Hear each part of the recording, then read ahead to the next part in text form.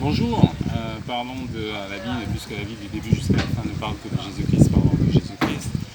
Donc en fait, on va voir une autre version de la fête des cabanes,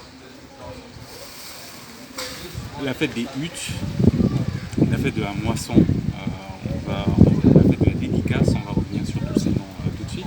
Alors c'est Deutéronome 16, Deutéronome 16 à partir du verset 13 jusqu'à 15, où en fait Deutéronome 16 c'est une autre version de Lévitique 23. On est en train de reprendre un tout petit peu ce qui a été fait dans Lévitique. Il faut savoir que Deutéronome en fait ça veut dire la deuxième loi. Donc c'est une loi qui a été répétée. Vous vous souvenez que la première fois la loi a été brisée par Moïse, il avait les tables de la loi et il les a brisées, et donc il a fallu une deuxième édition de la loi, et en fait Deutéronome est en train de reprendre justement la deuxième édition de la loi. On aura l'occasion de reprendre tout le livre ensemble, c'est un livre qui est absolument fantastique et très important. Alors Deutéronome 16, de 13 à 15, tu célébreras la fête des tabernacles pendant 7 jours quand tu recueilleras le produit de ton aire et de ton pressoir.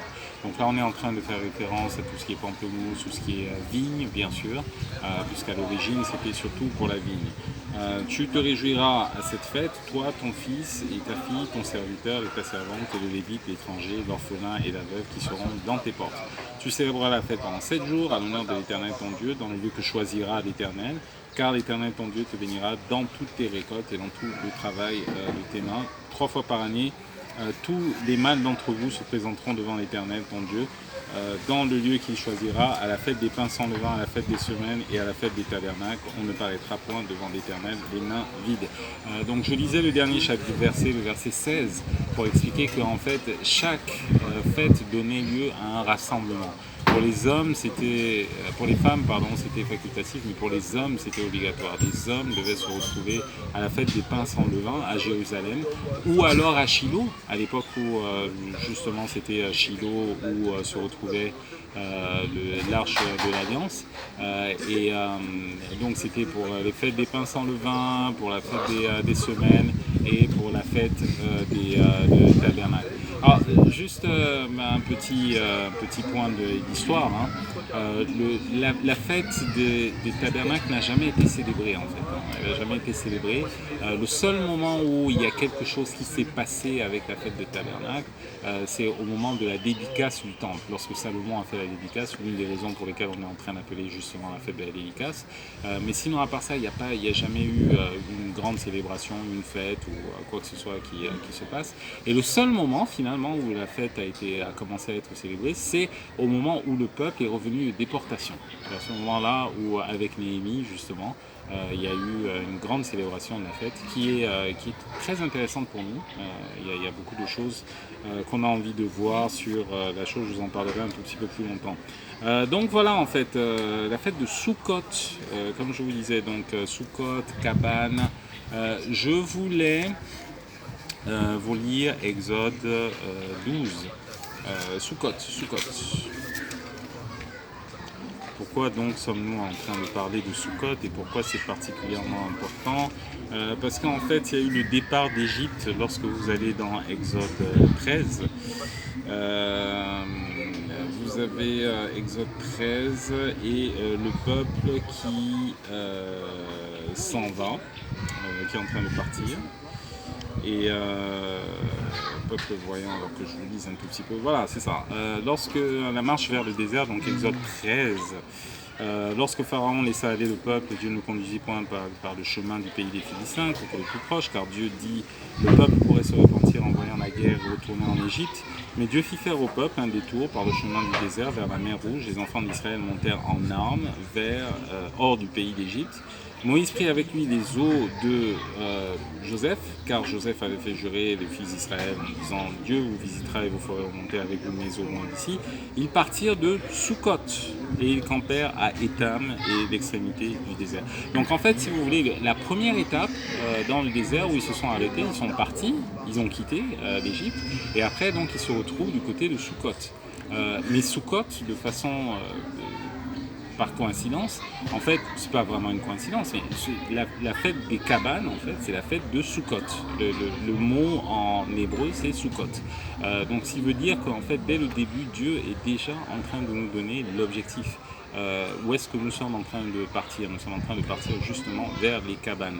Toutes les fêtes, toutes les étapes que nous sommes en train de traverser, l'objectif n'est pas de s'arrêter à la Pentecôte, mais c'est de continuer jusque vers les cabanes. On en parlera un tout petit peu plus plus tard.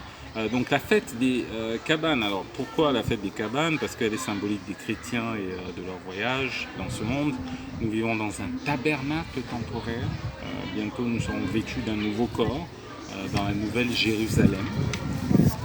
Donc laissez-moi vous lire ça dans 2 Corinthiens 5, 1, verset 4. C'est très très rare hein, que ce soit lu, ces choses. Ou alors, laissez-moi plutôt remettre les choses. Disons que, en fait, jusqu'à la mort de quelqu'un qui était très proche, je n'avais jamais pris connaissance du verset. C'est tout ce que j'ai à dire. Et c'est vrai que c'est pas quelque chose qu'on évoque particulièrement souvent. Nous savons en effet que si cette tente où nous habitons sur la terre est détruite, nous avons dans le ciel un édifice qui est l'ouvrage de Dieu, une demeure éternelle qui n'a pas été faite de main d'homme. Aussi nous gémissons dans cette tente, désirant revêtir notre domicile céleste, si du moins nous sommes trouvés vêtus et non pas nus. Car tandis que nous sommes dans cette tente, nous gémissons, accablés, parce que nous voulons non pas nous dépouiller, mais nous revêtir afin que ce qui est mortel soit englouti par la vie. Et celui qui nous a formés pour cela, c'est Dieu, et qui nous a donné les arts de l'esprit. Donc l'idée derrière les arts de l'esprit, c'est que en fait Dieu nous donne, lorsqu'on est en train de parler d'art, on est en train de parler d'une avance. On nous donne une avance. Et c'est quoi l'idée? C'est justement que nous sommes en train de prendre cette avance, une partie du Saint-Esprit, et nous recevrons la plénitude du Saint-Esprit un tout petit peu plus tard, lors de la fête de Tabernacle. Okay. Donc ce n'est pas maintenant que nous avons toute la plénitude du Saint-Esprit. Ce que nous faisons, c'est vraiment juste une introduction. Dieu nous a donné ça parce qu'il est en train de se dire, ok, si je ne leur donne pas ça, ils pourraient se dire que je suis en train de mentir. Mais l'idée, c'est de nous donner l'intégralité du Saint-Esprit, la plénitude du Saint-Esprit un tout petit peu plus tard. D'accord.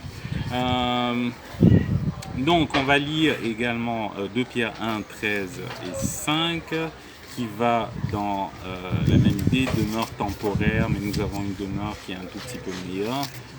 Laissez-moi vous lire ça tout de suite dans 2 Pierre.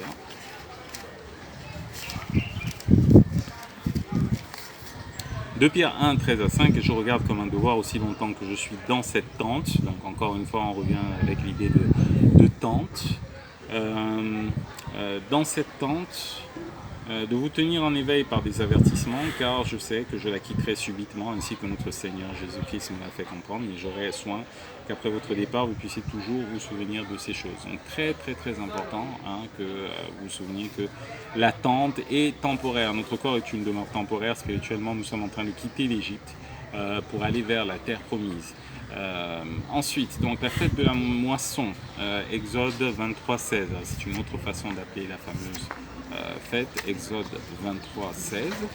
Pourquoi de la moisson? Parce que tout simplement, il y avait une moisson qui était en train de se faire,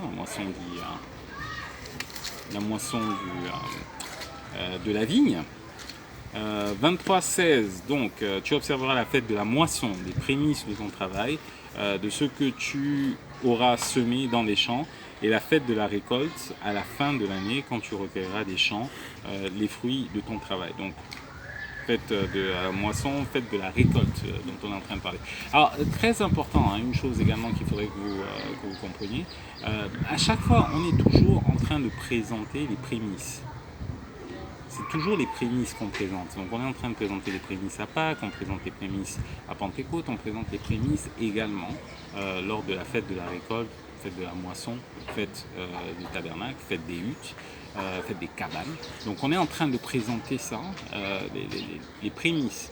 Ce qui implique qu'en fait il y aura une plus grande moisson. Si ce ne sont que les prémices, ça veut tout simplement dire qu'en fait on est en train de parler juste d'une petite partie, de l'avant-goût en fait de la moisson. Donc ne vous inquiétez pas du fait que là aujourd'hui pour le moment on se retrouve avec pas mal de personnes qui ne sont pas chrétiennes, qui ont des problèmes, qui ne nous aiment pas et tout ce que vous voulez. récolter. Mais la vérité, c'est qu'en fait, lorsqu'on est en train de parler de prémices, on est en train de parler d'une plus grande moisson qui est en train de se passer. Donc à chaque fois, on présente les prémices à Dieu et le reste de la moisson sera béni à cause de ça. Donc nous, ce que nous sommes, ce sont les prémices, mais la vérité, c'est que Dieu veut récolter tout.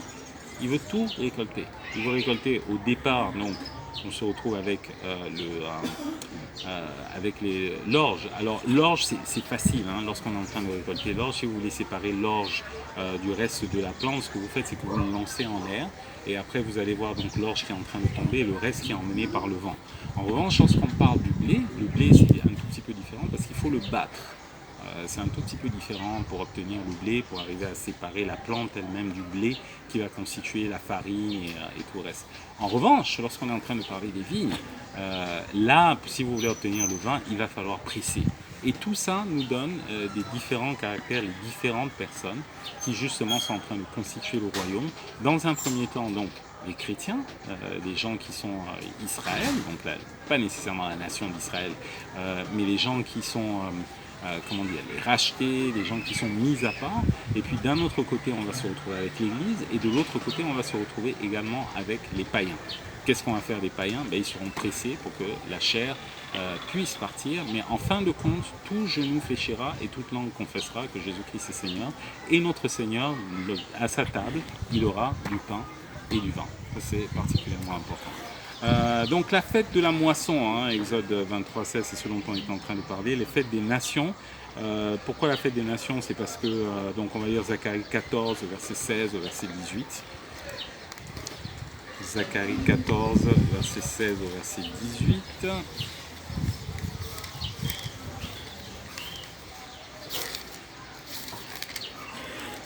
Zacharie 14, verset 16 au verset 18. Tous ceux qui resteront de toutes les nations venues contre Jérusalem monteront chaque année pour se prosterner devant le roi, l'Éternel des armées, et pour célébrer la fête des tabernacles.